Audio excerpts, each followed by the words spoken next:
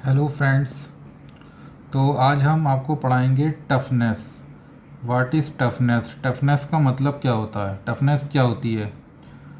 Toughness is the property of material which absorbs energy without fracture.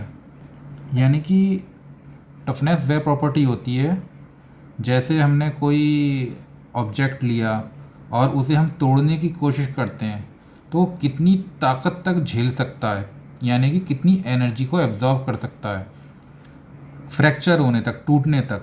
यानी कि टूटने से पहले तक कितनी एनर्जी एब्जॉर्ब कर सकता है, वो उसकी टफनेस होती है। यानी कि वो कितना टफ है। तो इन्होंने क्या कहा है, देखिए पहली लाइन में, toughness is the property of material which absorbs energy without fracture. ठीक है। अब सेकंड देखिए, toughness is represented by the area under the stress strain curve. जैसे स्ट्रेस स्ट्रेन कर्व है, देखिए फिगर में। अब इसे हम कैसे रिप्रेजेंट करते हैं? एरिया से। कैसे? जैसे हम ग्राफ बनाते हैं, स्ट्रेस स्ट्रेन कर्व पे हम ग्राफ बनाते हैं दो मटेरियल का। एक ले लिया हमने हाई कार्बन स्टील और एक ले लिया हमने माइल्ड स्टील। तो दोनों पे हमने एक्सपेरिमेंट करा, यानी कि उसे हमने फ्रैक्चर होने तक उस पर हमने प्रेशर लगाया, जब तक कि वो फ्रैक्चर ना हो जाए उस पर हमने फोर्स लगाया। जब और प्रैक्टिकली हमने जब नोट किया तो हाई कार्बन स्टील का ग्राफ कुछ इस तरीके से आ रहा है। देखिए ये हाई कार्बन स्टील का ग्राफ कुछ इस तरीके से आ रहा है और ये माइल्ड स्टील का ग्राफ कुछ इस तरीके से आ रहा है। ठीक है। जो हाई कार्बन स्टील था वो पहले ही फ्रैक्चर हो गया और जो माइल्ड स्टील था वो थोड़ा देर तक फ्रैक्चर हुआ, यानी कि उसने ज़्यादा एनर्जी एब्जॉर्ब कर ली। ठीक है। अब इसका ग्राफ मैंने रेड डॉट से बनाया है। देखिए टफनेस का, टफनेस को किससे रिप्रेजेंट करेंगे? एरिया से। ये इसका टफनेस है। अब the quality of being strong and not easily broken. तो हमने इसका मतलब क्या निकाला टफनेस का, कि यानी कि वो कितनी एनर्जी को एब्जॉर्ब कर सकता है फ्रैक्चर होने से पहले। यानी कि इसका मतलब क्या हुआ? The quality of being strong, यानी कि वो जितना ज़्यादा एनर्जी एब्जॉर्ब करेगा उतना ही ज़्यादा वो स्ट्रांग होगा। फ्रैक्चर होने से पहले जितनी एनर्जी एब्जॉर्ब करेगा उतना ही ज़्यादा स्ट्रांग होगा, यानी कि उसकी स्ट्रांग होने की क्वालिटी। टफनेस क्या है? इसकी स्ट्रांग होने की क्वालिटी है। और नॉट ईजली ब्रोकन, यानी कि जब वो स्ट्रांग होगा तो ईजिली ब्रोकन नहीं होगा। तो यानी कि टफनेस की ये क्या है? क्वालिटी है। नेक्स्ट देखिए, a material must be both strong and ductile. Toughness के लिए क्या कंडीशन होनी चाहिए? एक मटेरियल कैसा होना चाहिए? स्ट्रॉन्ग होना चाहिए, जब भी तो ज़्यादा टफ होगा। जो स्ट्रॉन्ग मटेरियल होगा वही टफ होगा, जो वीक मटेरियल होगा आसानी से टूट जाएगा, आसानी से फ्रैक्चर हो जाएगा, वो टफ नहीं होगा। तो स्ट्रॉन्ग होना चाहिए और डक्टाइल होना चाहिए। अब डक्टाइल क्यों कहा?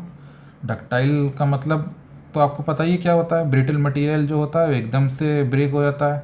डक्टाइल मटेरियल जो होता है वो एकदम से ब्रेक नहीं होता है। ठीक है ना।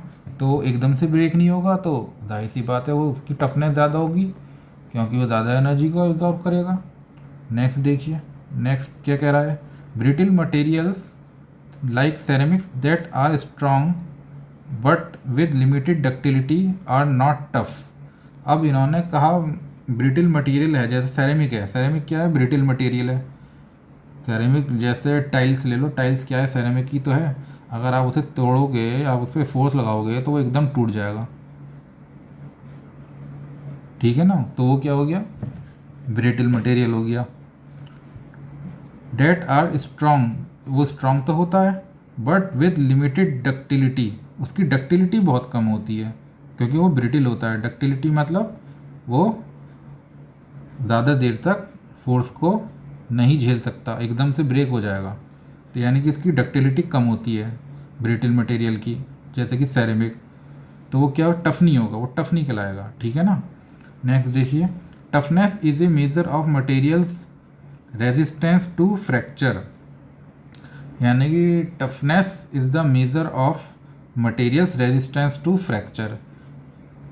तो यानी कि वो फ्रैक्चर होने का रेजिस्टेंस करता है, विरोध करता है। रेजिस्टेंस जब भी तो ज़्यादा टफ होगा, जितना ज़्यादा टफ होगा उतना ही ज़्यादा रेजिस्टेंस करेगा फ्रैक्चर का, टूटने का। यानी कि अगर वो आसानी से नहीं टूट रहा है, इसका मतलब वो बहुत ज़्यादा टफ होगा, उसकी क्वालिटी बहुत ज़्यादा टफ होगी, यानी कि बहुत स्ट्रांग होगा, क्योंकि वो रेजिस्टेंस कर रहा है फ्रैक्चर होने का।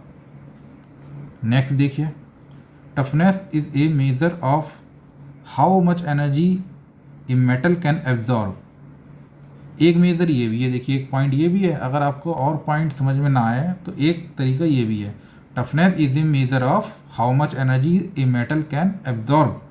कितनी एनर्जी एब्जॉर्ब कर सकता है वो मेटल टूटने से पहले, फ्रैक्चर होने से पहले, बिफोर फ्रैक्चरिंग, बिफोर रप्चरिंग और fracturing. Toughness is a measure of how much energy a metal can absorb before rupturing और फ्रैक्चरिंग। ठीक है ना। लास्ट पॉइंट देखिए, toughness is also relates to the ability of the metal to bend without breaking. अब जैसे कोई भी आप स्टील की, मेटल की रॉड ले लीजिए और उसे आप बेंड करिए, वो कितनी बेंड हो सकती है, जहाँ तक वो बेंड हो जाए बिना टूटे।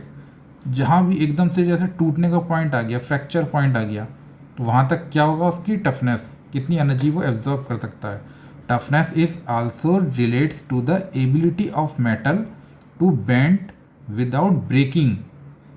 वो कितना बेंड हो सकता है, यानी कि बैंड हो ही जा रहा है, हो ही जा रहा है। अगर हम उसे बैंड कर रहे हैं तो वो बैंड हो ही जा रहा है, हो ही जा रहा है, हो ही जा रहा है। यानी कि जितना वो बैंड होता रहेगा उतनी ही ज़्यादा उसकी टफनेस होगी, कितनी एबिलिटी है उसकी एनर्जी को एब्जॉर्ब करने की। ठीक है ना। तो ये सब इसका मतलब क्या हो गया, टफनेस। टफनेस अब आपको समझ में आ गया होगा क्या कहते हैं टफनेस को। ये मैंने कुछ पॉइंट्स आपको बता ही दिए हैं, इससे आपको कॉन्सेप्ट क्लियर हो जाएगा। जो भी लाइन आपको आसानी से याद रहे, समझ में आ जाए, वही आप एग्ज़ाम में लिख के आ सकते हैं। ठीक है, ओके, थैंक यू।